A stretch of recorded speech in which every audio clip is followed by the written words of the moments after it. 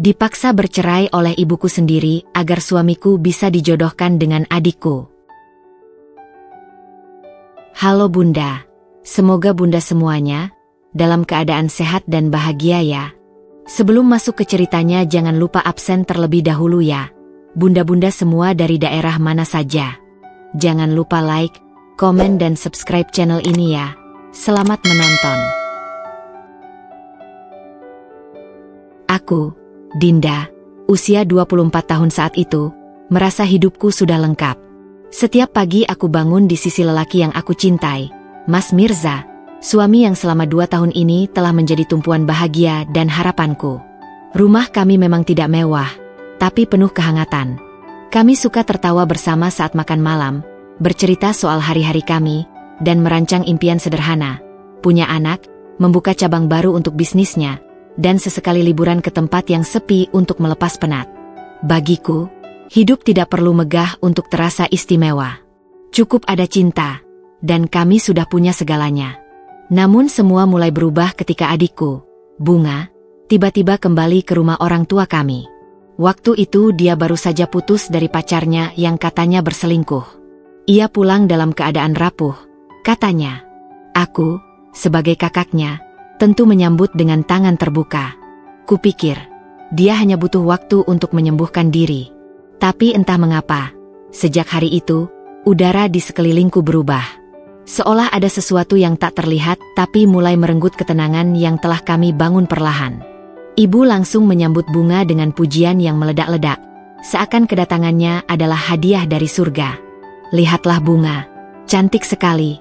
Dinda, kamu harus belajar merawat diri seperti adikmu, katanya sambil menepuk pundakku. Nada suaranya ringan, tapi menusukku dalam. Aku hanya bisa tersenyum kecut, mencoba menelan komentar itu dengan hati lapang. Tapi jujur saja, kata-kata itu seperti duri yang menancap dan terus terasa meski aku pura-pura kuat. Aku tidak pernah merasa iri dengan adikku sendiri.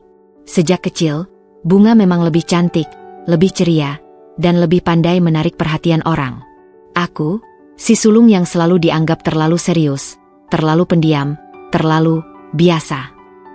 Tapi saat itu, ketika ibuku sendiri membandingkan kami di depan suamiku, rasanya berbeda.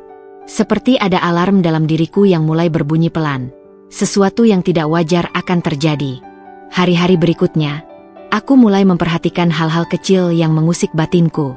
Bunga sering berdandan lebih rapi dari biasanya, padahal dia hanya tinggal di rumah. Ia mulai memakai parfum yang biasa kupakai, bahkan beberapa kali aku melihat dia mencoba gaun-gaunku diam-diam.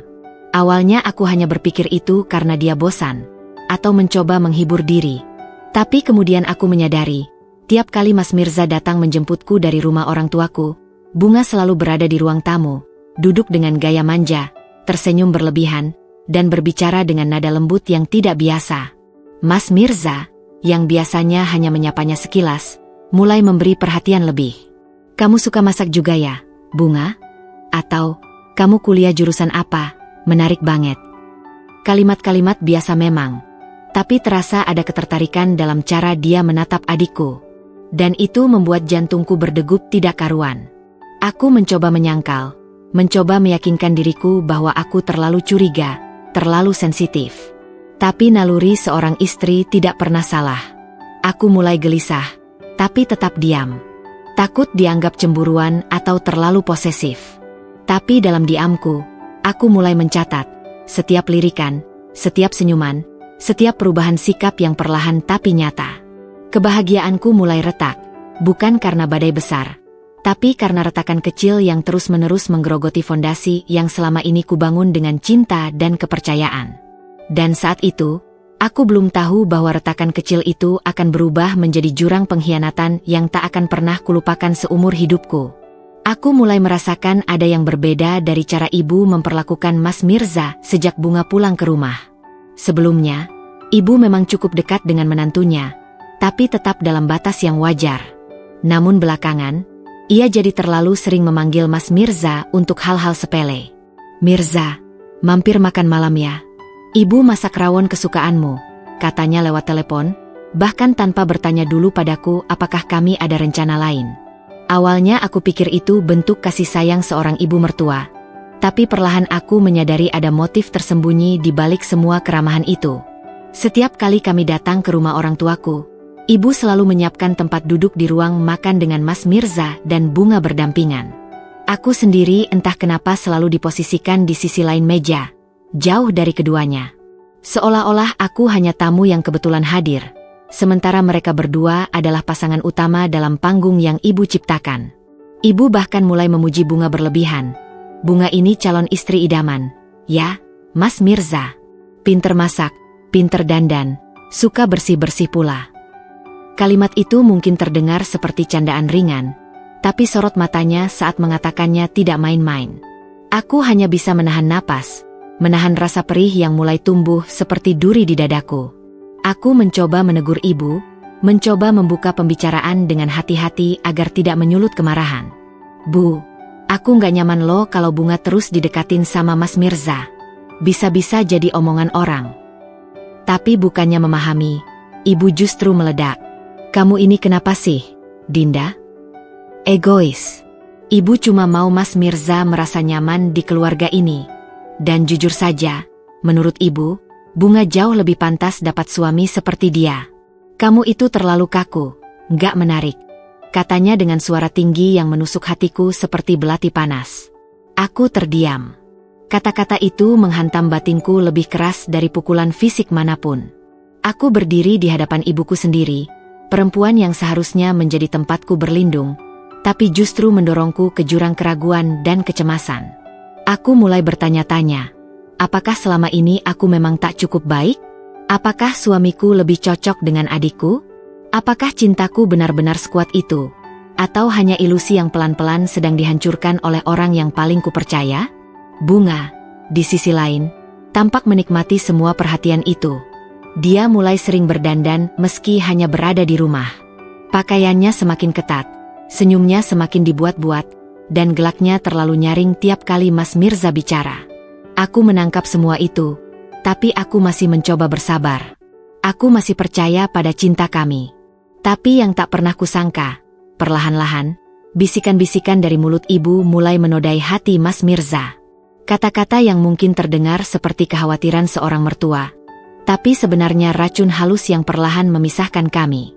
Dan aku masih berusaha bertahan, meski rasa sakit dalam hatiku mulai tumbuh liar, seperti tanaman berduri yang menyelimuti seluruh pikiranku. Aku tahu, badai sedang datang. Tapi aku belum tahu seberapa besar ia akan menghancurkan semua yang telah kubangun dengan cinta dan kesetiaan. Aku mulai merasa benar-benar kehilangan tempat berpijak. Rumah yang dulu terasa hangat kini berubah menjadi ladang bisik-bisik penuh racun. Sikap Mas Mirza berubah drastis, seperti daun yang perlahan-lahan mengering dan jatuh dari tangkainya. Ia yang biasanya tak pernah lepas dari pelukanku saat tidur, kini mulai sering tidur lebih larut, alasan sibuk dengan pekerjaan. Ia yang dulu selalu pulang dengan wajah ceria dan pelukan hangat, kini lebih sering pulang dengan wajah lelah dan penuh beban, tak bicara banyak, tak juga menatapku seperti dulu. Aku mencoba bersikap wajar, meski dalam hati aku tahu, ada yang sedang dikacaukan, ada yang sedang dirusak secara diam-diam. Sampai akhirnya, aku tahu sumbernya. Rencana itu ternyata bukan hanya sekadar kehilafan sesaat atau salah paham biasa. Aku tahu, semua itu adalah hasil dari racun yang terus-menerus diteteskan oleh ibuku sendiri ke telinga suamiku. Diam-diam, ibu mengatakan bahwa aku mandul. 2 tahun menikah, masih belum punya anak? Kamu pikir Dinda bisa ngasih keturunan? Kasihan kamu, nak, laki-laki itu butuh penerus. Bunga jauh lebih sehat, lebih subur, ujar ibu, seperti yang kemudian diam-diam kudengar dari mulut tetanggaku, yang tanpa sengaja menyaksikan mereka mengobrol saat aku tidak ada di rumah. Hatiku serasa diremukkan. Mandul? Kata itu menghantamku seperti batu besar di tengah dada. Kami memang belum punya anak, tapi aku dan Mas Mirza juga belum pernah memeriksakan diri. Kami selalu sepakat untuk tidak terburu-buru, menikmati waktu berdua lebih lama sebelum menjadi orang tua. Tapi ibu, tanpa sepengetahuanku, telah menanamkan benih keraguan di benak suamiku, membuatku tampak seperti istri cacat yang tak layak dipertahankan. Dan Mas Mirza, perlahan tapi pasti, mulai percaya. Perlakuannya berubah. Ia tak lagi menatapku dengan cinta, tapi dengan kekecewaan yang tak ia ucapkan. Sentuhan-sentuhannya dingin, jarang, dan jika ada pun terasa hambar, seperti menyentuh benda mati. Ia mulai banyak diam, dan ketika berbicara pun, nadanya datar, tak ada lagi manja, tak ada lagi pelukan-pelukan penuh rindu. Bahkan, aku beberapa kali memergoki dia menatap bunga dari kejauhan, dengan tatapan yang dulu hanya dimiliki untukku. Saat aku menanyakan langsung, ia mengelak. Tapi matanya tak bisa berbohong. Ada sesuatu di sana. Sesuatu yang menusuk hatiku hingga nyaris tak bersisa. Dan bunga? Dia bukan lagi gadis rapuh yang baru putus cinta. Kini ia tampak bersinar. Ia berdandan setiap hari, memakai parfum yang sama denganku, bahkan mulai memakai lipstik warna yang dulu selalu ia cibir di bibirku. Yang lebih mengejutkan lagi, dia mulai mengirim pesan-pesan manja ke suamiku. Awalnya aku tak tahu, sampai suatu hari aku melihat notifikasi pesan dari bunga muncul di layar ponsel Mas Mirza. "Mas, aku mimpi tentang kamu lagi," tulisnya, diikuti emoji hati. Aku menggigil. Lututku lemas, dan jantungku terasa seperti ditusuk jarum tajam. Aku belum konfrontasi saat itu. Aku masih mencoba mencari celah, mencoba memahami. Tapi jauh dalam hatiku, aku tahu, aku sedang berada di tengah perang yang kutakuti takkan pernah bisa kutangkan. Perang antara darah dan cinta. Dan yang paling menyakitkan, aku dikhianati oleh dua orang yang paling kupercaya dalam hidupku, ibuku sendiri, dan lelaki yang dulu bersumpah di altar untuk selalu melindungiku sampai mati. Aku hanya bisa terdiam dalam gelap malam, menatap langit-langit kamar yang terasa lebih dingin dari biasanya. Air mataku mengalir tanpa bisa kutahan. Aku belum kalah. Tapi aku tahu, rencana jahat mereka sudah berjalan. Dan aku harus bersiap menghadapi badai yang lebih besar lagi. Hari itu, langit mendung. Entah kenapa perasaanku tak tenang sejak pagi. Mas Mirza seperti biasa sibuk dengan gawainya, menjauh dariku bahkan di meja makan. Bunga sedang di kamar, dan ibu tak banyak bicara. Suasana rumah terasa kaku, sunyi, tapi penuh tekanan yang tak terlihat. Ada sesuatu yang berputar-putar di benakku, entah firasat, entah intuisi, tapi hatiku merasa seperti ada bara kecil yang sebentar lagi akan menyala jadi api besar. Aku tak tahu apa yang mendorongku mengambil ponsel Mas Mirza ketika dia mandi. Mungkin karena malam sebelumnya dia tidur membelakangiku, bahkan menarik tangannya saat ku pegang. Mungkin karena terlalu sering dia tersenyum sendiri sambil mengetik cepat, lalu buru-buru mengunci layar ketika aku datang. Tangan gemetar, napas tak beraturan, aku buka layar yang tak sempat terkunci ulang. Detik itu juga, dunia seperti berhenti. Pesan-pesan itu muncul tanpa bisa kuhindari. Chat antara Bunga dan Mas Mirza. Awalnya masih samar, hanya candaan manja dan emoji hati. Tapi semakin ke bawah, semakin jelas arah hubungan mereka. Hingga akhirnya aku menemukan pesan yang menghancurkan seluruh duniaku. "Bunga, kapan kamu cerai dari Kak Dinda? Aku nggak tahan mau jadi istrimu." "Mas Mirza, sabarlah, sayang. Ibu sedang mengatur semuanya." Darahku seakan berhenti mengalir. Aku ingin muntah, ingin menjerit, tapi tubuhku membeku. Kata-kata itu seperti sembilu yang menghantam berkali-kali. Adikku, suamiku, dan ibuku. Mereka semua bermain di belakangku, merancang pengkhianatan seolah aku ini hanya bayangan yang bisa dihapus kapan saja. Aku terjatuh ke lantai, ponsel itu terlepas dari tangan. Aku menangis tanpa suara, air mata mengalir deras, tapi hatiku seperti sudah mati rasa. Ketika Mas Mirza keluar dari kamar mandi, dia tampak kaget melihatku terduduk di lantai. Tatapannya panik saat melihat ponselnya di dekatku. "Kamu ngapain buka HP aku?" Tanyanya dengan nada tinggi, bukan cemas, tapi marah. Aku mendongak, menatapnya dengan mata sembab, lalu menunjuk pesan-pesan itu. "Kamu pikir aku bodoh? Kamu pikir aku nggak tahu selama ini kamu dan Bunga menjalin sesuatu di belakangku?" Dia terdiam sejenak, tapi bukan karena menyesal. Lebih seperti sedang memikirkan alasan untuk membenarkan dirinya. Dan ketika ia akhirnya membuka mulut, yang keluar bukan permintaan maaf, tapi justru pembelaan yang menyakitkan. "Aku capek, Din. Kamu terlalu sibuk dengan perasaanmu. Kamu nggak pernah mikirin aku. Ibu bilang kamu mungkin mandul, dan aku butuh keluarga, keturunan. Itu bukan jawaban. Itu pengkhianatan yang dibungkus dengan alasan murahan. Aku bangkit, meski lututku lemas. Jadi kamu pilih tidur dengan adikku karena aku nggak ngasih kamu anak? Kamu manusia atau binatang, Mas? Teriakku, akhirnya kehilangan kendali. Tapi dia hanya diam, lalu pergi meninggalkanku begitu saja. Aku masuk kamar, mengunci pintu, dan menangis sampai tubuhku lemas tak berdaya. Dunia yang kubangun dengan cinta dan harapan kini retak tak bersisa. Aku tak percaya ini benar-benar terjadi. Tapi nyatanya, pengkhianatan itu telah terbongkar. Dan aku tahu, setelah malam itu, hidupku tak akan pernah sama lagi. Setelah malam itu, tak ada lagi pelukan, tak ada lagi kata sayang. Yang tersisa hanyalah tatapan asing dari orang-orang yang dulu kusebut keluarga. Rumah orang tuaku, tempat aku dulu tumbuh dan merasa aman, kini terasa seperti penjara yang setiap sudutnya penuh dengan jebakan. Ibu yang seharusnya menjadi pelindungku justru menjadi dalang dari semua kesakitanku. Ia tak lagi bicara lembut padaku. Bahkan, ia seolah tak sudi memandang wajahku. Yang kulihat di matanya hanyalah rasa kecewa. Seakan aku ini beban yang harus segera disingkirkan. Pagi itu, aku dipanggil ibu ke ruang tamu. Aku baru saja selesai sholat, masih dalam mukena, ketika Mas Mirza duduk di sofa bersama ibu dan Bunga. Aku tahu, ini bukan pertemuan biasa. Aura di ruangan itu tegang, penuh tekanan, seolah-olah udara sendiri menolak untuk mengalir. Ibu meletakkan satu map coklat di atas meja. Tanda tangani ini, katanya singkat, dingin seperti batu. Aku membuka map itu dengan tangan gemetar. Isi di dalamnya membuat jantungku serasa berhenti.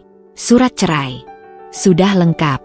Tertulis jelas nama lengkapku dan nama Mas Mirza. Lengkap dengan alasan perceraian, ketidakcocokan, tidak bisa memberikan keturunan, dan kegagalan menjalankan peran sebagai istri. Mataku berkaca-kaca. Dadaku sesak luar biasa. Apa-apaan ini? Kalian serius? Suaraku tercekat, nyaris tak terdengar. Ibu menyandarkan tubuhnya, lalu bersedekap.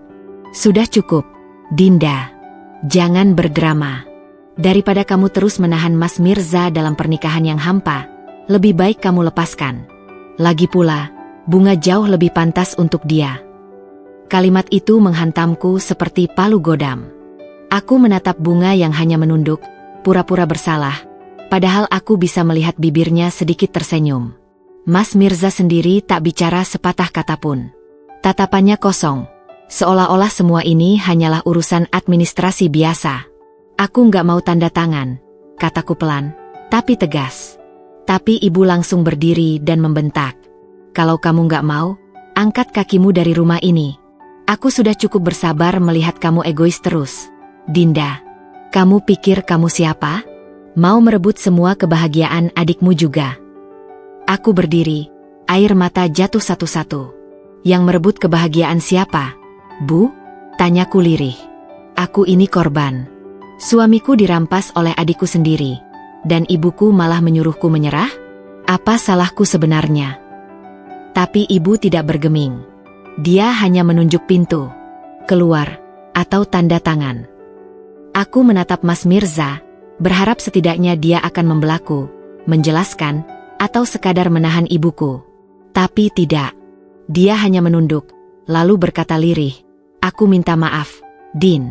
Tapi mungkin, ini yang terbaik." Saat itu juga aku merasa seperti orang mati yang masih bernafas. Dunia runtuh total. Tapi aku tak mau terlihat lemah di depan mereka. Dengan tangan gemetar, aku ambil pena dan tanda tangani surat itu. Bukan karena aku menyerah, tapi karena aku sadar. Aku sudah tidak punya siapa-siapa di rumah itu. Tak ada cinta, tak ada tempat pulang. Yang ada hanya luka dan pengkhianatan. Setelah kutandatangani surat itu, aku berdiri dengan air mata yang tetap mengalir deras. Selamat, Bu. Selamat, Bunga. Kalian berhasil. Tapi ingat, hidup ini berputar. Dan apa yang kalian tanam hari ini, akan kalian tuai nanti. Lalu aku pergi tanpa menoleh lagi. Aku meninggalkan rumah dengan hati hancur. Namun dalam kehancuran itu, ada satu keyakinan kecil yang tumbuh. Aku akan bangkit. Mungkin tidak sekarang, tapi suatu hari nanti. Dan saat hari itu datang, aku akan berdiri di atas luka-lukaku sendiri. Bukan untuk membalas, tapi untuk membuktikan bahwa aku bisa bahagia meski ditinggalkan oleh orang-orang yang paling kucinta. 3 bulan setelah aku dipaksa menandatangani surat cerai, undangan itu datang. Sebuah kartu mewah berwarna emas, dihiasi bunga melati dan pita satin, diserahkan langsung oleh kurir ke alamat kosanku. Aku sudah tahu dari awal apa isinya, tapi tetap saja, ketika membaca nama-nama yang tercetak dengan tinta tebal di sana, hatiku seperti diremas paksa. Mirza Bunga, adikku sendiri. Aku duduk terdiam cukup lama, menatap nama itu tanpa berkedip, sampai air mataku menetes tanpa suara. Rasanya seperti menyaksikan pemakaman atas cinta yang dulu kujaga dengan segenap hati. Tapi lebih dari itu, rasanya seperti disayat dari belakang oleh orang yang pernah kau panggil rumah dan keluarga. Tak kusangka, mereka masih punya nyali untuk mengundangku ke pernikahan mereka. Seolah-olah ingin memamerkan hasil dari pengkhianatan mereka, ingin menunjukkan bahwa mereka menang. Tapi, aku datang. Ya, aku datang bukan karena ingin merestui atau memberi selamat, tapi karena aku ingin menunjukkan bahwa aku tidak hancur seperti yang mereka harapkan. Aku berdiri di antara tamu undangan dengan gaun sederhana, tapi kepalaku tegak. Hatiku masih luka, tapi ada satu bagian dari diriku yang mulai terbiasa dengan rasa sakit itu, dan menjadikannya kekuatan. Pernikahan mereka digelar dengan megah di sebuah hotel bintang 5. Dekorasi serba putih dan emas, bunga segar di mana-mana, dan musik live yang mengalun lembut seakan ingin menenangkan kegelisahan hati para tamu. Tapi aku tahu, semua itu hanya topeng. Mereka ingin terlihat bahagia. Mereka ingin dunia percaya bahwa mereka layak bersama. Padahal, di balik semua kemewahan itu, ada aib besar yang mereka tutupi. Ibu menyambut para tamu dengan bangga, mengenakan kebaya hijau zamrud, wajahnya berseri-seri. Tapi saat melihatku datang, ekspresinya berubah sejenak. Ia tidak menyangka aku akan hadir. Bunga yang sedang dirias juga terlihat gugup ketika matanya bertemu dengan mataku. Aku tak berkata apa-apa. Senyumku tipis, tapi menusuk. Karena aku tahu, mereka mungkin menang sekarang, tapi kemenangan yang diraih dengan menghancurkan orang lain, tidak akan bertahan lama. Sepanjang acara, aku melihat Mas Mirza berusaha tampil santai, seolah semua baik-baik saja. Tapi matanya sesekali menatapku, canggung. Mungkin ada sedikit rasa bersalah di sana. Atau mungkin hanya takut melihat aku masih berdiri kokoh, tidak hancur seperti yang dia bayangkan. Ketika kami sempat bersalaman, dia hanya bilang, "Terima kasih sudah datang." Aku menatapnya dalam-dalam dan menjawab, "Semoga kamu bahagia, selama bisa bertahan." Tak lama setelah pernikahan itu, kabar buruk mulai bermunculan seperti badai kecil yang menyelinap di balik langit cerah. Bisnis Mas Mirza yang dulu dikagumi orang mulai goyah. Satu persatu investor menarik diri. Ternyata, ada utang besar yang ia sembunyikan selama ini, utang yang bahkan ibu pun tak tahu. Rumah yang dulu mereka rancang bersama dengan penuh kemewahan, terancam disita. Usaha kuliner yang dibuka oleh Bunga pun bangkrut hanya dalam 2 bulan karena tidak punya kemampuan manajemen. Kehidupan glamor mereka mulai retak satu demi satu. Dari jauh, aku hanya mengamati. Bukan karena ingin melihat mereka jatuh, tapi karena hidup sedang menunjukkan keadilannya dengan cara yang tak terduga. Karma, seperti yang dulu diyakini oleh nenekku, selalu datang, kadang lambat, kadang cepat, tapi tak pernah salah alamat. Mereka kini resmi menjadi pasangan.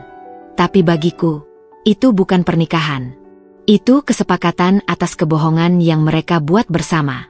Mereka mungkin punya cincin yang sama, tapi hati mereka tak akan pernah bersih dari noda yang mereka ciptakan saat menghancurkan hidupku. Hari-hari pertama setelah perceraian itu adalah masa tergelap dalam hidupku. Aku sering menangis dalam diam, menatap langit-langit kamar kosku yang sempit sambil bertanya, "Kenapa aku? Kenapa mereka?" Tidak ada jawaban. Yang ada hanya hening panjang yang menyesakkan dada. Bekas luka di hatiku masih basah, belum sempat mengering, tapi aku tahu, kalau aku tidak segera bangkit, aku akan tenggelam dalam kesedihan selamanya. Dan aku tidak mau hidupku berakhir sebagai korban. Aku mulai dengan hal kecil. Bangun pagi, mandi, dan menata kamar kosku agar lebih rapi. Kedengarannya sepele, tapi bagi seseorang yang hampir kehilangan semangat hidup, itu adalah langkah besar. Lalu aku membuat daftar. Apa yang bisa kulakukan? Aku pandai membuat kue. Dulu sering bantu ibu di dapur. Dan itu satu-satunya keahlian yang kupunya. Maka, aku mulai mencoba. Awal mulanya hanya 1 loyang bolu kukus, dijual lewat status WhatsApp dan Facebook. Tak kusangka, teman-temanku yang dulu jarang bertegur sapa mulai memesan. Dari dapur kos yang sempit, aku memulai usahaku. Tiap malam aku bekerja, menguleni adonan sambil menangis dalam hati. Tapi tangis itu perlahan berubah menjadi doa. Ya Allah, jika ini jalan MU, bimbing aku. Jika aku harus berdiri sendiri, kuatkan aku. Dan Tuhan menjawab. Dalam sebulan, pesanan bolu dan kueku mulai banyak. Aku tak hanya menerima pesanan harian, tapi juga untuk ulang tahun, arisan, bahkan pernikahan kecil-kecilan. Aku menyisihkan sedikit demi sedikit keuntunganku. Uang hasil menjual kue itu bukan hanya memberiku pemasukan, tapi juga harga diri. Untuk pertama kalinya setelah lama merasa diinjak, aku bisa berdiri dan bilang, aku sanggup, bahkan tanpamu, Mas Mirza. Tanpa ibu. Tanpa siapapun yang dulu meremehkanku. Setahun berlalu. Kini aku tak lagi di kos sempit. Aku menyewa rumah kecil di pinggir kota dan membuka dapur produksi sendiri. Aku merekrut 2 orang tetangga untuk membantuku. Branding usahaku mulai dikenal. Bahkan aku diajak ikut bazar kuliner lokal. Aku tak menyangka, dari titik paling bawah, aku justru menemukan diriku yang paling kuat. Yang paling mandiri. Yang paling hidup. Kabar kesuksesanku rupanya menyebar dengan cepat. Dan seperti biasa, ketika seseorang mulai bersinar, bayangan masa lalu ikut datang menghampiri. Ibu dan Bunga yang dulu mengusir dan meremehkanku, kini mulai menghubungi lewat pesan singkat. Awalnya hanya basa-basi. Dinda, kabarnya gimana?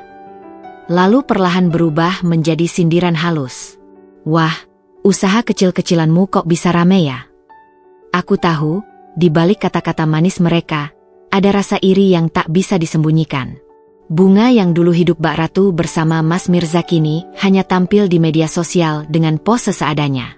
Tak ada lagi foto-foto mewah, tak ada liburan luar negeri.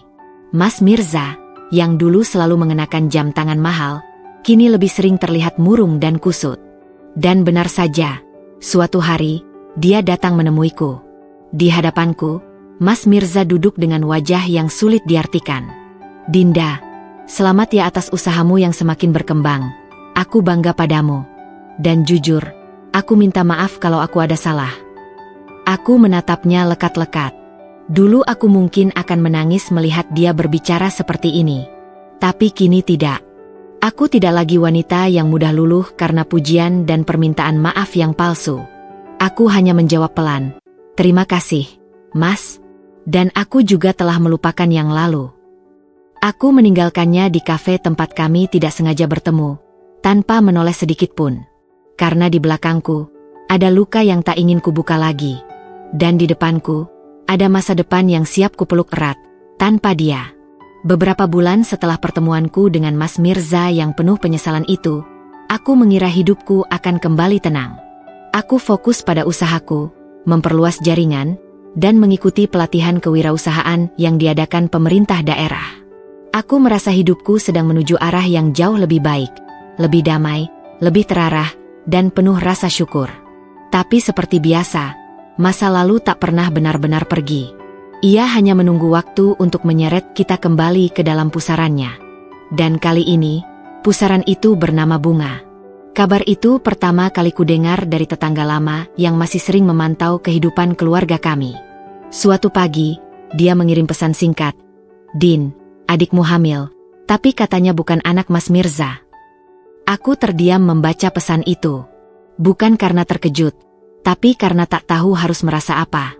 Apakah aku harus tertawa, menangis, atau hanya mengangguk dan berkata, akhirnya datang juga karmanya.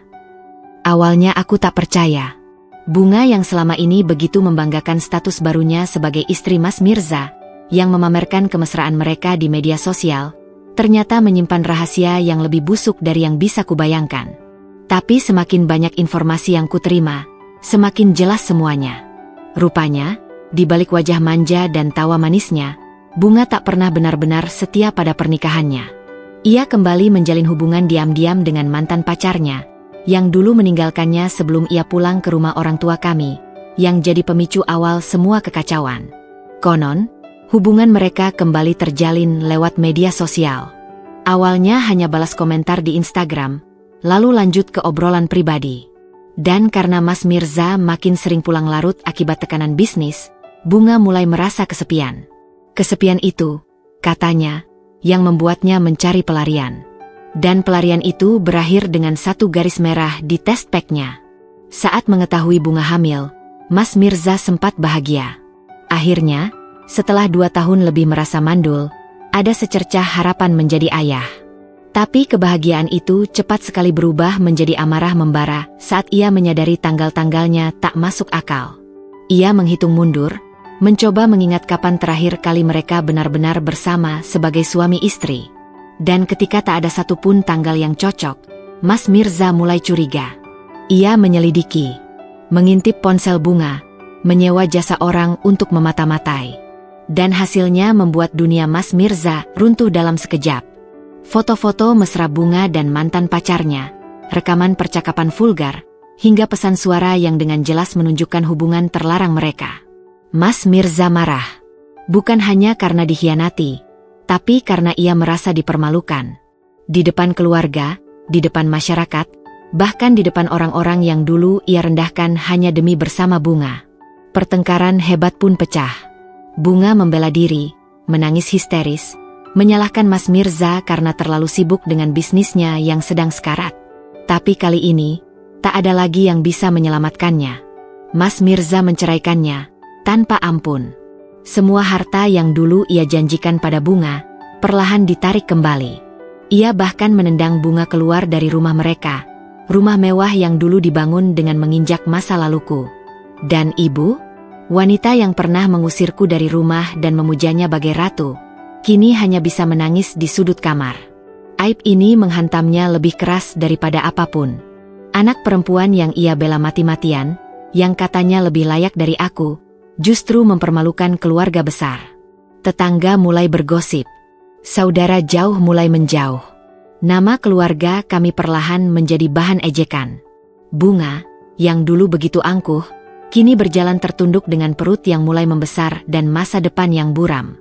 Dan aku hanya bisa menatap dari kejauhan, mengelus dadaku sambil berkata lirih dalam hati. Karma tidak pernah terburu-buru. Ia datang tepat waktu, dan sangat adil. Hidup seperti memiliki caranya sendiri untuk membolak-balik nasib manusia. Baru beberapa minggu setelah Bunga diceraikan dan kabar tentang kehamilannya yang memalukan tersebar, berita baru datang menghampiriku. Kali ini dari seorang tetangga lama yang dulu sering datang ke rumah orang tuaku. Dia menelponku dengan suara panik. "Din, ibumu masuk rumah sakit. Katanya kena stroke." Dek, jantungku berdebar aneh. Antara panik, bingung, dan ragu. Aku duduk terdiam di ruang tamu, menatap kosong ke arah dinding. Ibu, wanita yang melahirkanku. Wanita yang dulu kupeluk erat saat aku kecil, tapi juga wanita yang kemudian menusukku dari belakang, menyambut tanganku yang lelah dengan paksaan cerai, dan menukar kasih sayangnya padaku dengan pujian untuk adikku. Namun rasa kecewa itu tidak serta-merta melenyapkan ikatan darah. Dalam diam, aku tetap pergi ke rumah sakit. Dengan langkah perlahan, aku berjalan menyusuri lorong RSUD yang lengang, sampai akhirnya aku berdiri di depan pintu kamar rawat. Di dalam sana, ibu terbaring lemah. Wajahnya yang dulu begitu galak kini terlihat pucat, pipinya mengendur, dan satu sisi tubuhnya tak lagi bisa digerakkan. Matanya menatap kosong ke arah jendela, dan begitu melihatku, air matanya jatuh tanpa suara. Ia mencoba berbicara, tapi mulutnya tertarik ke satu sisi. Suaranya hanya keluar dalam gumaman yang nyaris tak bisa dimengerti. Namun, mata itu yang dulu memandangku dengan sinis, kini penuh penyesalan. Seketika, perasaan campur aduk meledak dalam dadaku. Marah, sedih, kasihan, kecewa. Semuanya menjadi satu, menyesakan hingga ke ujung tenggorokan. Tapi aku menahan air mataku. Aku tak mau menangis di depannya. Bukan karena aku tak peduli, tapi karena aku sudah terlalu sering menangis karenanya. Perawat memberitahuku bahwa ibu lumpuh sebagian. Ia butuh terapi jangka panjang dan perawatan intensif. Yang lebih menyakitkan lagi, Bunga, anak yang dulu diagung-agungkan, justru menghilang. Ia tak menjenguk, tak mengangkat telepon, dan tak mengirim sepeser pun uang untuk pengobatan. Ibu kini benar-benar sendirian. Dan orang-orang yang dulu ia bela mati-matian justru meninggalkannya saat ia paling butuh. Aku pulang ke rumah dengan hati bimbang. Haruskah aku merawat ibu? Haruskah aku kembali ke rumah masa kecil yang dulu tak lagi dianggap bagian darinya? Tapi malam itu, saat aku memandangi langit-langit kamar, aku teringat satu hal. Aku bukan ibu. Aku tidak akan membalas luka dengan luka. Aku telah belajar menjadi lebih kuat, bukan lebih kejam. Maka keesokan harinya, aku kembali ke rumah sakit. Dengan tenang aku duduk di samping ranjang ibu, menggenggam tangannya yang dingin, dan berkata pelan, "Aku akan bantu rawat ibu. Tapi dengan satu syarat." Matanya menatapku, penuh rasa ingin tahu. Saat ibu sudah sedikit membaik, aku ingin ibu minta maaf. Bukan cuma padaku, tapi juga di depan keluarga besar. Bukan karena aku ingin balas dendam, tapi karena aku ingin kita semua tahu bahwa keadilan itu ada. Dan agar ibu bisa sembuh dengan hati yang bersih. Air matanya jatuh lagi, kali ini deras. Ia mencoba mengangguk, walau lemah. Mungkin karena tak ada lagi yang bisa ia genggam selain sisa-sisa rasa bersalah itu.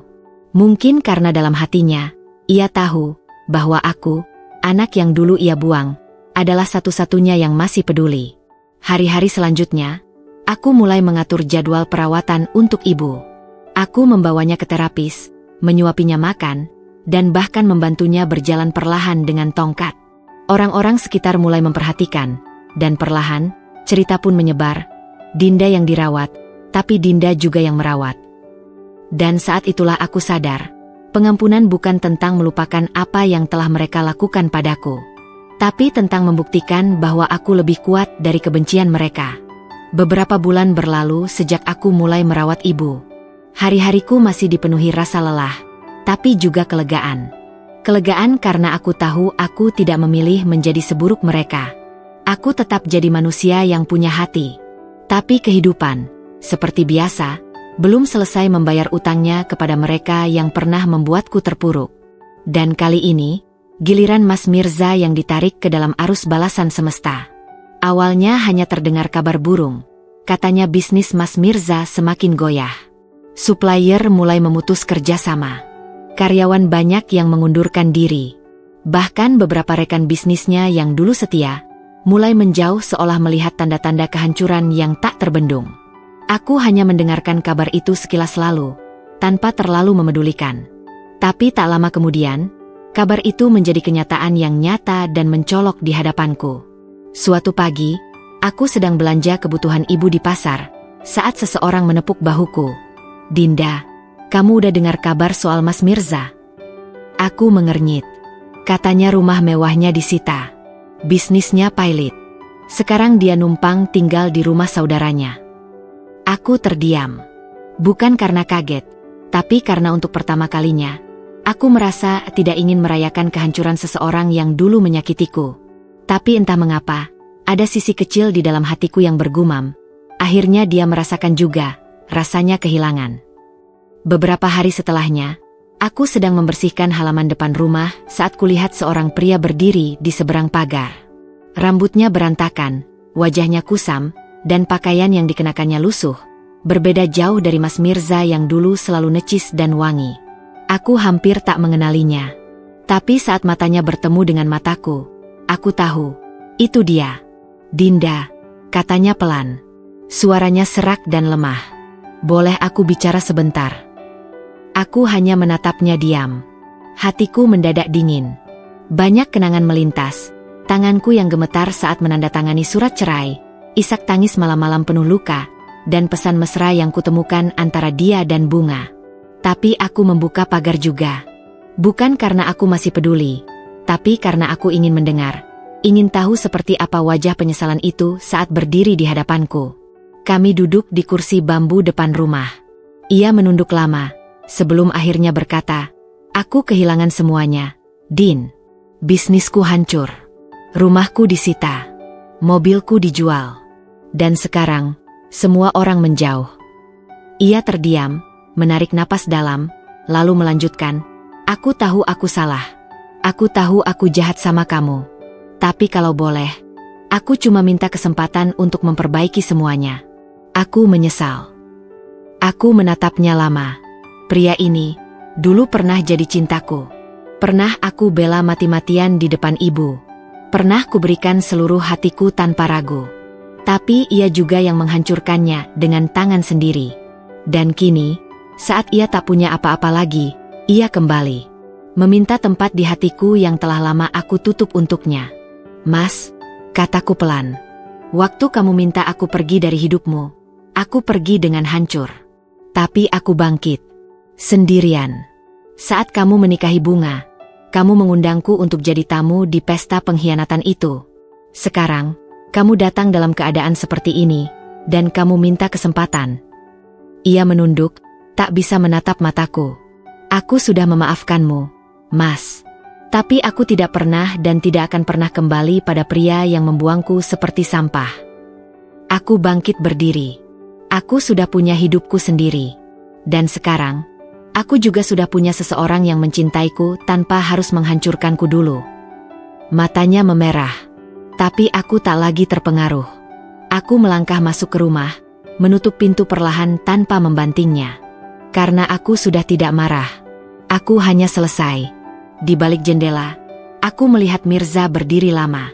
Lalu berjalan pergi. Langkahnya gontai, tubuhnya ringkih. Dan aku tahu, untuk pertama kalinya dalam hidupnya, ia tahu rasanya ditinggalkan. Nama Bunga dulu selalu disebut-sebut sebagai kebanggaan keluarga. Cantik, muda, dan lincah. Bahkan saat ia merampas suamiku sendiri, ibu tetap membelanya mati-matian. Bagai ratu, Bunga duduk di singgasana yang dibangun dari reruntuhan kebahagiaanku. Namun hidup, sekali lagi, selalu punya cara untuk menyingkap kebenaran di balik kemewahan semu. Setelah perceraiannya dengan Mas Mirza yang menyakitkan dan memalukan, Bunga tak lagi punya tempat yang pasti. Ia mencoba tinggal kembali di rumah orang tua, tapi rumah itu sudah berubah. Ibu tak lagi seperti dulu, lumpuh, emosional, dan tak sanggup lagi memanjakannya. Aku masih merawat ibu, tapi aku tidak memberi tempat untuk drama adikku. Maka, ia pun pergi. Katanya ingin memulai hidup baru di kota. Kabar berikutnya datang dari teman lamanya. Bunga tinggal berpindah-pindah kos, hidup dari satu laki-laki ke laki-laki lain, mencoba bertahan dengan menggoda pria-pria mapan yang dikenalnya lewat media sosial. Tapi usahanya sia-sia. Banyak pria yang hanya menginginkan tubuhnya, bukan dirinya. Ia tidak lagi secantik dulu, wajahnya mulai tampak letih, matanya kehilangan kilau manja, dan senyum anggunnya kini penuh kepalsuan. Puncaknya terjadi saat ia kembali menjalin hubungan dengan mantan pacarnya dulu, laki-laki yang dulu membuatnya patah hati sebelum ia pulang ke rumah dan mencuri suamiku. Sayangnya, pria itu kini hanya menjadikan Bunga sebagai selingan. Ia menyebarkan foto-foto mesra mereka di grup pertemanan sekolah, menertawakannya sebagai bekas istri orang yang mudah dibodohi lagi. Nama Bunga kembali jadi bahan gunjingan. Bukan karena kecantikannya, tapi karena aib yang tak berhenti menghantuinya. Saat itu, aku sudah tidak lagi mengikuti kabar adikku. Tapi satu sore, pintu rumahku diketuk. Kubuka, dan kulihat Bunga berdiri di ambang pintu. Kurus, wajahnya penuh jerawat stres, dan rambutnya tampak kusut tak terurus. Matanya sembab, dan saat menatapku, tak ada lagi kesombongan yang dulu ia punya. Hanya sisa-sisa harga diri yang hampir habis. "Kak," suaranya gemetar. "Aku minta maaf." Aku menatapnya lama, tanpa sepatah kata. Ia menangis, terisak seperti anak kecil. Tubuhnya bergetar hebat, lututnya lemas dan ia hampir jatuh bersimpuh di depan kakaknya yang dulu ia hianati. "Aku salah. Aku salah udah rebut suamimu. Aku salah udah nurut semua perkataan ibu. Aku pikir hidupku bakal lebih bahagia. tapi ternyata semua berantakan. Aku menghela napas panjang. Luka di hatiku memang belum hilang, tapi melihat bunga seperti ini, aku sadar bahwa penderitaannya jauh lebih panjang. Dia kehilangan cinta, kehilangan harga diri, dan kehilangan arah hidupnya. Karma bukan hanya datang dalam bentuk kehilangan materi, tapi juga kehilangan jati diri dan rasa percaya dari orang-orang terdekat. Bangun, bunga, kataku akhirnya. Aku tidak akan membalasmu seperti kamu membalas aku. Tapi kamu harus menata hidupmu sendiri. Minta maaf bukan berarti selesai. Kamu harus berubah dari dalam. Dan kamu harus siap menghadapi semua luka yang kamu buat. Ia mengangguk sambil terus menangis. Dan untuk pertama kalinya, aku melihat adikku bukan sebagai musuh, tapi sebagai manusia yang jatuh, yang hancur, yang sekarang sadar, tapi sudah terlalu terlambat untuk kembali ke masa lalu. Hari itu, matahari bersinar lembut, seperti turut memberkati setiap langkahku yang kembali menyusuri lorong kehidupan baru. Di hadapanku berdiri seorang pria, Raffi, dengan mata teduh dan senyum hangat yang selalu membuatku merasa tenang. Tidak seperti Mirza yang dulu kuanggap pahlawan tapi ternyata pengkhianat, Raffi datang dalam hidupku sebagai teman yang pelan-pelan tumbuh menjadi sandaran hati. Ia tidak menjanjikan istana, tapi ia memberikan bahu untuk bersandar dan tangan yang selalu siap menopangku ketika aku merasa goyah. Pertemuan kami sederhana. Ia adalah pemilik toko bahan kue tempatku dulu membeli kebutuhan usaha kecilku. Di awal, aku tidak terlalu memperhatikannya. Aku masih sibuk menata hidup, membangun kembali kepercayaan diri yang sempat hancur. Tapi Raffi berbeda. Ia tidak pernah terburu-buru. Ia menyapaku setiap datang, menanyakan kabarku, bahkan membantuku mengangkat belanjaanku tanpa diminta. Perhatiannya begitu lembut, tidak invasif, tapi konsisten. Dan itulah yang membuat tembokku perlahan runtuh. Ketika akhirnya ia mengungkapkan perasaannya, aku sempat ragu. Luka di hatiku masih belum benar-benar sembuh. Tapi ia menggenggam tanganku dan berkata, "Aku tidak akan menggantikan siapa-siapa dalam hidupmu, Din. Aku hanya ingin menemanimu jadi versi terbaik dari dirimu yang sekarang." Kalimat itu menancap di hatiku. Bukan karena manis, tapi karena tulus. Dan aku tahu, Raffi bukan datang untuk mempermainkan, tapi untuk menetap. Pernikahan kami tidak megah, tapi penuh cinta. Aku mengenakan kebaya sederhana berwarna putih gading, dengan riasan lembut dan senyum yang tak bisa kusembunyikan. Di pelaminan, aku tak bisa menahan air mata saat melihat ibu duduk di kursi roda, tersenyum lirih meski wajahnya sudah tak setegas dulu. Ia tak berkata apa-apa, tapi tatapannya berkata banyak. Ia menyesal. Dan aku memilih untuk memaafkan. Bunga tidak hadir hari itu. Ia telah pergi merantau, mencoba memulai hidup baru. Kami hanya saling bertukar pesan pendek. "Selamat, Kak. Kamu pantas bahagia," tulisnya. Tidak panjang, tapi cukup. Aku tidak berharap semuanya kembali sempurna. Hidup ini tidak tentang menambal semua luka sampai tak terlihat, tapi tentang menerima bekasnya dan tetap melangkah dengan bangga. Setelah akad nikah selesai, Raffi menggenggam tanganku erat. "Mulai sekarang, kamu gak akan sendirian lagi."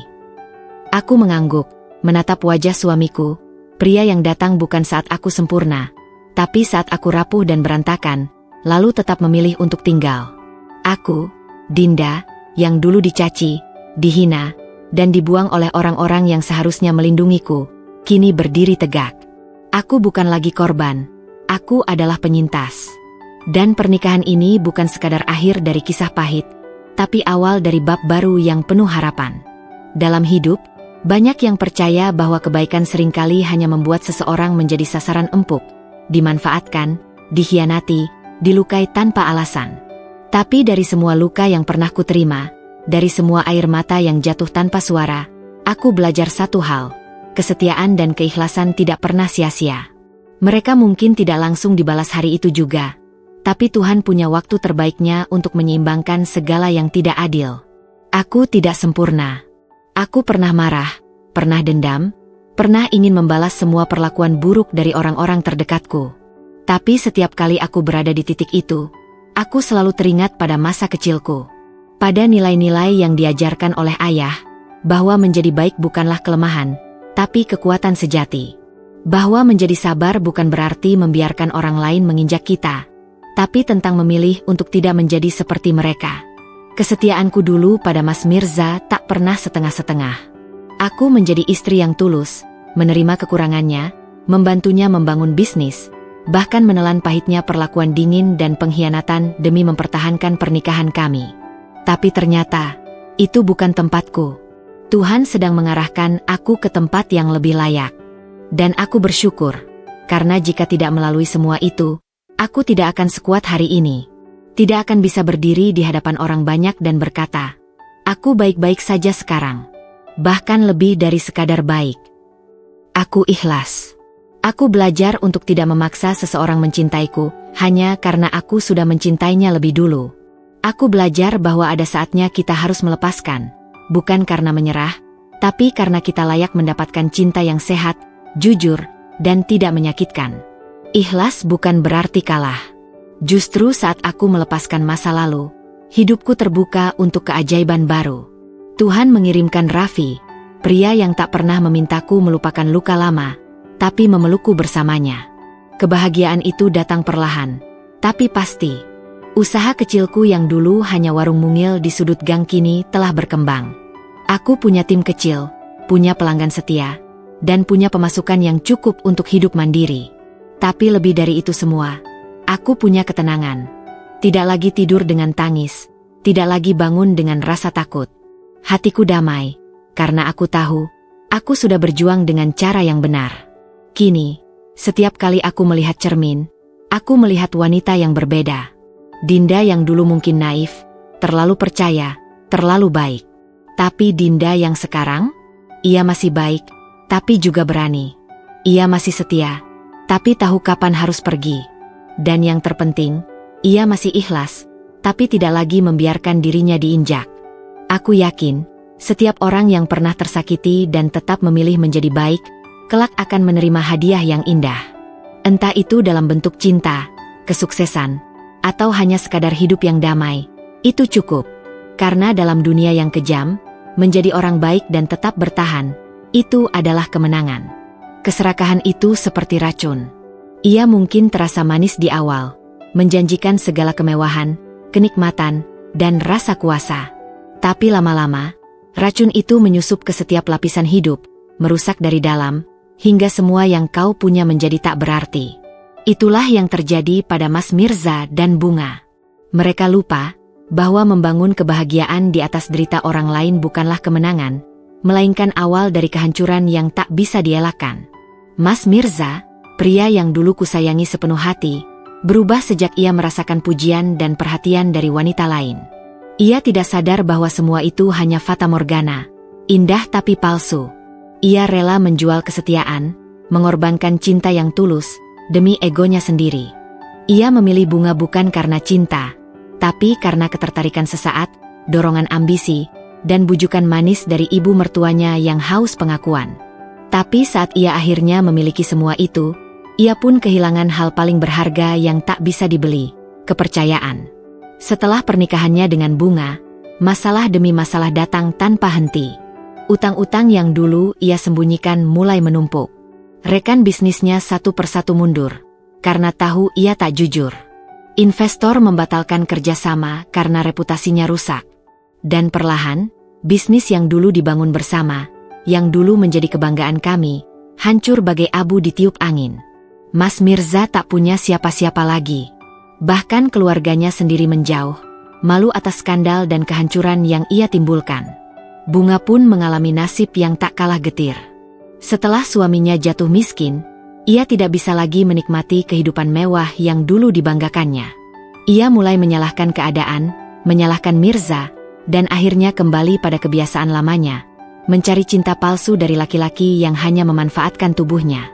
Ia, yang dulu dengan bangga merebut suami orang, kini menjadi perempuan yang tak lagi dihargai, bahkan untuk sekadar dipertahankan. Di mata dunia, ia bukan lagi gadis cantik idaman, tapi simbol dari pengkhianatan yang berujung petaka.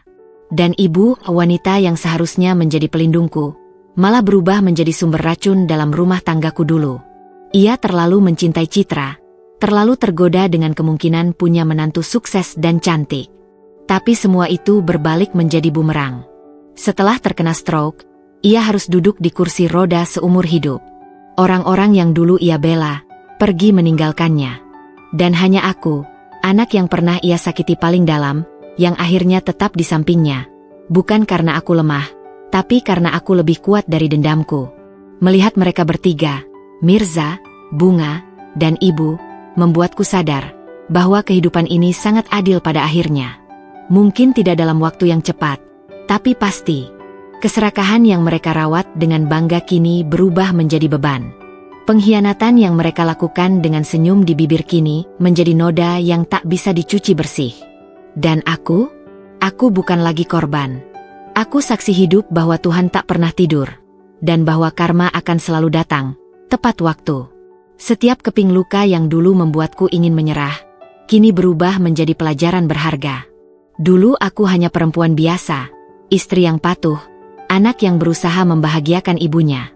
Tapi ketika semua itu dihancurkan, aku dipaksa untuk berdiri sendiri. Dan dari sanalah aku belajar menjadi kuat. Aku belajar menggenggam tanganku sendiri saat tak ada lagi yang bisa digenggam. Aku belajar bangkit bukan karena ada yang mendorong, tapi karena aku tahu, aku tidak boleh selamanya jatuh. Aku mulai mengenal diriku sendiri dari awal. Aku, Dinda, bukan sekadar mantan istri dari Mas Mirza, atau anak dari seorang ibu yang memujanya. Aku bukan perempuan yang patut dikasihani karena gagal mempertahankan rumah tangga. Aku adalah perempuan yang berani memilih keluar dari hubungan yang tidak sehat, yang berani mengatakan, cukup, saat harga diri diinjak-injak. Dan itu bukan kelemahan, itu keberanian yang luar biasa. Usahaku yang dulu bermula dari berjualan kue keliling kini berkembang menjadi toko kecil yang ramai pelanggan. Aku tidak hanya menjual kue, tapi juga menjual harapan, bahwa perempuan bisa bangkit dari luka, bahwa kita bisa mandiri, sukses, dan bahagia tanpa bergantung pada siapapun. Banyak perempuan datang padaku, menangis, curhat, dan berkata bahwa kisahku memberi mereka kekuatan. Dan saat itulah aku sadar, lukaku memang menyakitkan, tapi juga menjadi cahaya bagi banyak orang. Hubunganku dengan Raffi juga menjadi bukti bahwa cinta yang sehat memang ada. Ia tidak datang dengan janji manis, tapi dengan tindakan nyata. Ia tidak mengikatku dengan kewajiban, tapi membebaskanku untuk tetap menjadi diriku sendiri. Bersamanya, aku tidak perlu menahan napas, tidak perlu berpura-pura bahagia. Aku bisa tertawa lepas, menangis tanpa malu, dan dicintai tanpa syarat. Sesuatu yang dulu terasa seperti mimpi yang terlalu muluk, kini menjadi nyata dalam hidupku. Dan yang paling menakjubkan, luka itu juga mengubah hubunganku dengan Tuhan. Di tengah gelapnya malam saat aku merasa tak ada lagi yang peduli, hanya Tuhan yang setia mendengar tangisku. Hanya Tuhan yang tahu betapa keras aku bertahan. Kini, aku tidak lagi bertanya, mengapa aku? Sebaliknya, aku berkata, terima kasih, Tuhan, karena memilihku untuk melewati ini semua. Karena lewat luka, aku bertumbuh. Lewat luka, aku menemukan siapa diriku sebenarnya. Akhirnya, setelah semua badai yang kulalui, aku bisa berkata dengan mantap, hidup memang adil. Bukan karena semua berjalan sesuai harapanku, tapi karena pada akhirnya, semua yang terjadi punya tujuan. Rasa sakit yang dulu terasa sia-sia, kini menjadi pondasi dari kekuatan batinku. Air mata yang jatuh dulu bukan tanda kelemahan, tapi proses penyucian hati agar aku bisa melihat semuanya dengan lebih jernih. Aku bukan lagi Dinda yang sama seperti dulu. Perempuan yang dulu pasrah ketika dibandingkan, diam ketika dihina, dan rapuh saat dikhianati, kini telah menjelma menjadi perempuan yang tahu bagaimana mencintai dirinya sendiri. Perempuan yang tahu kapan harus bertahan dan kapan harus melepaskan. Yang dulu sering mempertanyakan keadilan Tuhan, kini malah bersyukur karena dibentuk lewat ujian. Hidup memang tidak pernah berjalan lurus tanpa belokan. Tapi justru di setiap belokan itu, aku menemukan arah yang selama ini tak pernah kuperhitungkan. Saat aku kehilangan cinta yang kupikir akan abadi, Tuhan mengajarkanku bahwa cinta sejati tak menyakitkan. Saat keluargaku menghancurkan kepercayaanku, Tuhan menunjukkan bahwa keluargamu bisa datang dari orang-orang yang tak sedarah, tapi tulus menyayangi. Melihat ke belakang, aku tidak ingin menghapus masa lalu. Tidak ingin memutar waktu, tidak ingin menghindari semua penderitaan yang pernah datang. Karena justru semua itu adalah bagian dari cerita yang membentuk siapa aku hari ini. Bahkan luka-luka terdalam, yang sempat kupikir akan membunuhku perlahan, kini justru menjadi sumber cahayaku. Sebab siapa sangka, dari reruntuhan rumah tangga, aku membangun istana kecilku sendiri, lebih kokoh, lebih hangat, lebih jujur. Mas Mirza kini hidup dengan bayang-bayang masa lalu yang tak bisa dia ulang. Tapi aku bahagia. Dan lebih dari itu, aku damai. Damai karena tidak menyimpan dendam. Damai karena tahu aku tidak membalas kejahatan dengan kejahatan. Terkadang, keadilan tidak datang dalam bentuk hukuman, tapi dalam bentuk kedamaian. Dan hari ini, kedamaian itu menjadi milikku sepenuhnya. Aku tidak membalas mereka dengan kebencian, tapi dengan keberhasilan. Tidak dengan caci maki, tapi dengan tawa bahagia yang tulus. Karena apalagi yang lebih menyakitkan bagi orang yang pernah menyakitimu, selain melihatmu tetap berdiri, lebih kuat dari sebelumnya? Hidup memang adil. Dan keadilan itu datang bukan karena aku menuntutnya, tapi karena aku bertahan. Maka, kepada semua perempuan yang sedang berada di titik nadir, ingatlah, kamu tidak lemah karena menangis. Kamu tidak gagal karena ditinggalkan. Justru disitulah awal kekuatanmu dibentuk. Percayalah, satu hari nanti, kamu akan melihat ke belakang dan berkata, "Terima kasih, hidup, karena kamu tidak memberiku apa yang aku inginkan, tapi justru memberiku apa yang aku butuhkan." Kupikir semua sudah selesai. Kupikir kisah kelamku dengan Mas Mirza, Bunga, dan Ibu sudah terkubur bersama luka-luka yang berhasil kusembuhkan. Tapi hidup, seperti biasa, tidak pernah benar-benar selesai mengguncang. Suatu pagi, saat aku membuka pintu tokoku, seorang pria berdiri di sana. Raut wajahnya membuat dadaku seketika tercekat. Aku mengenalnya. Fikri, mantan kekasih pertamaku saat SMA. Pria yang dulu juga pernah menyakitiku, pergi meninggalkanku begitu saja tanpa pamit, dan tanpa penjelasan. Aku dengar kisahmu dari media sosial. Aku kaget, dan jujur saja, menyesal pernah melepasmu begitu saja dulu.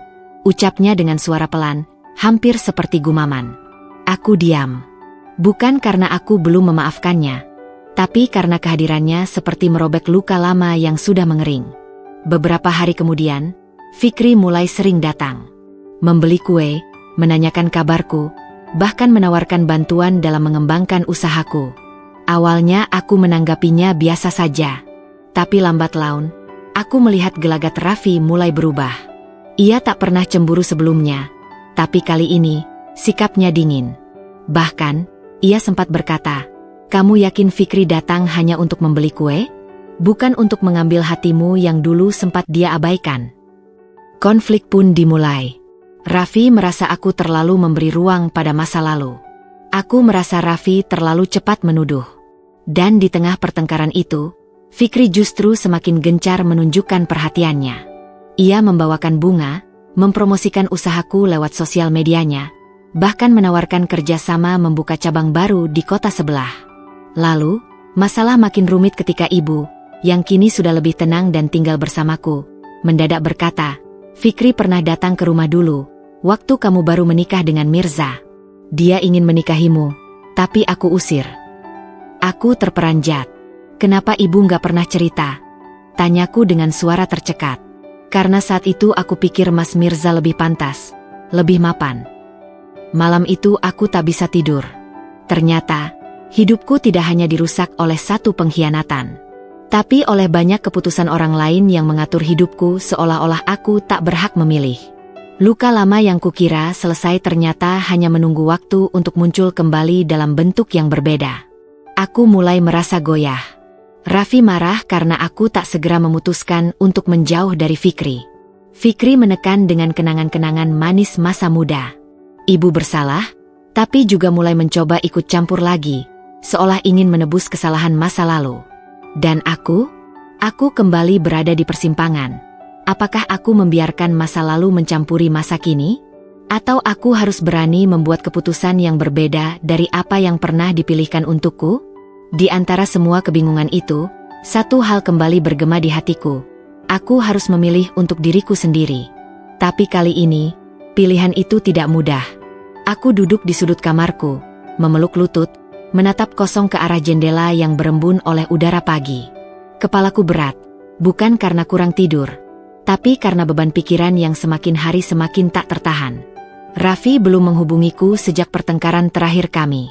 Suaranya, yang biasanya menjadi penenang di malam hari, kini digantikan oleh keheningan yang memekakan.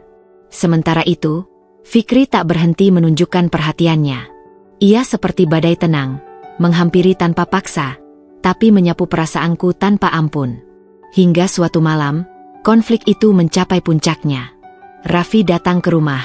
Wajahnya tegas, tapi matanya menyimpan kecewa yang dalam. Aku nggak bisa kayak gini terus, Din. Aku sayang kamu, tapi aku nggak sanggup bersaing dengan masa lalumu. Suaranya tenang, tapi terasa seperti petir yang menyambar. Di saat yang sama, Fikri datang juga. Entah bagaimana, mereka saling tahu akan kehadiran masing-masing. Aku tercekat, tak sempat mencegah ketika dua pria itu berdiri berhadapan di depan rumahku. Dua bagian dari hidupku yang saling bertolak belakang tapi kini saling menuntut posisi di hatiku. Aku cuma mau jujur, kata Fikri, memecah keheningan yang mencekam. Aku masih punya rasa sama Dinda, dan aku datang bukan untuk merusak hubungan kalian, tapi untuk menyampaikan apa yang dulu tidak sempat aku katakan. Dia menatap Raffi, lalu menoleh padaku. Aku diusir oleh ibumu, Din. Aku pergi bukan karena aku ingin, tapi karena aku pikir kamu sudah bahagia.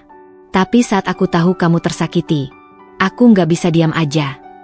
Raffi menggeleng, wajahnya menegang. Itu cerita lama. Sekarang yang penting siapa yang ada buat Dinda ketika dia bangkit. Aku bukan cuma pasangannya. Aku temannya, penopangnya. Dan aku nggak akan biarin masa lalu ganggu masa depan kami. Aku berdiri di antara mereka, merasa seperti boneka yang ditarik dari dua sisi. Hatiku hancur.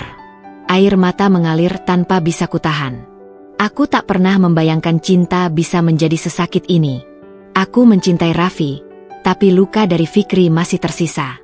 Ada bagian dari hatiku yang belum selesai. Ada luka lama yang belum sembuh, dan kini terbuka kembali, membuatku bimbang dan rapuh. Ikhlaskan aku memilih. Dengan tenang, kataku akhirnya, suara lirihku nyaris tenggelam oleh isak tangis. Aku butuh waktu. Aku butuh ruang. Karena jika aku memilih saat hatiku masih berkabut, aku hanya akan menyakiti semuanya, termasuk diriku sendiri. Malam itu, Raffi pergi tanpa sepatah kata. Fikri hanya menunduk, lalu melangkah pelan. Dan aku memilih duduk sendiri di halaman rumah, menatap langit yang gelap, berharap fajar segera datang. Aku sadar, tak semua konflik bisa diselesaikan dengan cepat. Tak semua luka bisa sembuh dengan cinta baru. Dan tak semua cinta bisa dimenangkan hanya dengan kenangan. Kadang, yang kita butuhkan hanyalah keberanian untuk menyembuhkan diri, tanpa harus segera memutuskan kepada siapa hati ini akan berlabuh. 3 minggu berlalu sejak malam penuh ketegangan itu. 3 minggu aku menepi dari semua hiruk-pikuk, memutus kontak dengan Raffi dan Fikri, dan bahkan menjauh sementara dari media sosial maupun teman-teman. Aku butuh waktu, bukan hanya untuk berpikir, tapi untuk benar-benar merasa. Terlalu lama aku hidup dalam tekanan, dalam luka, dalam cinta yang seringkali datang dalam bentuk ujian. Kini, aku ingin hidup dalam keheningan, bukan untuk lari, tapi untuk menemukan suara hatiku sendiri. Setiap pagi, aku berjalan menyusuri jalan setapak di belakang rumah yang mengarah ke sawah. Di sana, angin membelai wajahku dengan lembut, dan suara alam menjadi pengingat bahwa hidup terus berjalan, betapapun sakitnya yang sudah terjadi. Perlahan-lahan, hatiku mulai tenang. Aku mulai menulis lagi di jurnal. Aku mencurahkan semuanya. Amarahku, cintaku, kekecewaanku, juga harapan kecil yang tersisa. Aku menyadari satu hal penting. Selama ini, aku terlalu sibuk membuktikan pada dunia bahwa aku bisa bangkit, sampai lupa bahwa aku juga berhak untuk beristirahat dari semua luka. Suatu sore, ibu menghampiriku. Kondisinya sudah jauh membaik, dan hubungan kami perlahan memulih. Ia duduk di sampingku di beranda, menggenggam tanganku dengan mata berkaca-kaca. Dinda, ibu dulu egois, selalu memaksakan pilihan hidupmu. Tapi sekarang, ibu ingin bilang satu hal. Kamu berhak memilih jalanmu sendiri, tanpa takut mengecewakan siapapun. Kalimat itu, meski sederhana, terasa seperti pelukan hangat yang selama ini aku cari dari sosok ibu. Keputusan akhirnya datang bukan dari tekanan, tapi dari ketenangan. Aku memutuskan untuk tidak memilih salah satu dari mereka, bukan karena aku tak mampu mencinta, tapi karena aku sadar, aku butuh mencintai diriku sendiri terlebih dahulu. Aku menghubungi Raffi dan Fikri secara terpisah, mengundang mereka bicara, bukan untuk memberikan harapan, tapi untuk menyelesaikan semua dengan kepala dingin dan hati yang dewasa. Pada pertemuan dengan Raffi, aku menatap matanya yang sendu. Raffi, kamu pria baik. Terlalu baik, bahkan. Tapi aku sadar, jika aku terus bersamamu dengan hati yang belum utuh, kamu hanya akan jadi tempatku menyembunyikan luka, bukan tempatku bertumbuh. Ia diam cukup lama, lalu mengangguk pelan. Aku ingin kamu bahagia, Din. Bahkan kalau bukan denganku. Kami berpisah dengan pelukan yang penuh penghargaan, bukan dendam. Pertemuan dengan Fikri pun penuh kelegaan. Ia mendengarkanku dengan serius saat aku berkata, masa lalu itu bukan untuk dihapus, tapi untuk dimaklumi. Tapi tidak semua yang pernah indah harus diulang kembali. Fikri hanya tersenyum tipis. Aku mengerti. Dan aku tetap bersyukur bisa minta maaf langsung padamu. Ia pamit, dan kali ini perpisahan kami benar-benar damai, tanpa luka tambahan. Aku kembali ke rumah dengan napas lega. Tak ada lagi keraguan, tak ada beban di dada. Aku sadar, cinta sejati bukan selalu soal bersama siapa, tapi tentang bagaimana kita memilih untuk mencintai hidup ini, mencintai diri sendiri, dan menciptakan kebahagiaan dari dalam, bukan dari siapa yang mendampingi. Di depan cermin, aku tersenyum pada diriku sendiri. Dinda yang dulu mungkin rapuh, tapi Dinda yang sekarang adalah perempuan yang pernah terluka, namun tak lagi takut menatap masa depan. Pagi itu, matahari muncul perlahan, seperti menyentuh dunia dengan lembutnya. Aku membuka jendela kamarku, membiarkan angin pagi masuk dan menari bersama tirai putih yang melambai ringan. Suasana rumah terasa damai, tidak ada lagi desakan, tidak ada lagi tekanan untuk menjadi seperti yang orang lain inginkan. Di dinding kamarku, tertempel banyak catatan kecil, kutipan dari buku-buku, tulisan-tulisan motivasi yang kutulis sendiri, dan foto-foto perjalanan kecil yang kulakukan sejak memutuskan hidup sesuai langkahku sendiri. Semua itu adalah jejak dari luka yang telah kusembuhkan, dan semangat yang kini tumbuh. Aku memilih untuk tetap sendiri, bukan karena takut mencinta lagi, tapi karena aku menikmati proses mencintai diriku. Aku mengisi hari-hariku dengan hal-hal yang membuatku hidup, menulis, membuka usaha kecil di bidang craft dan journaling, mengisi seminar motivasi untuk perempuan yang pernah terpuruk seperti aku. Setiap kali aku bercerita tentang kisah hidupku, aku tidak lagi menangis seperti dulu. Kini, air mata yang jatuh adalah air mata syukur, karena aku berhasil bertahan, karena aku memilih untuk tidak membiarkan hidup mengalahkanku.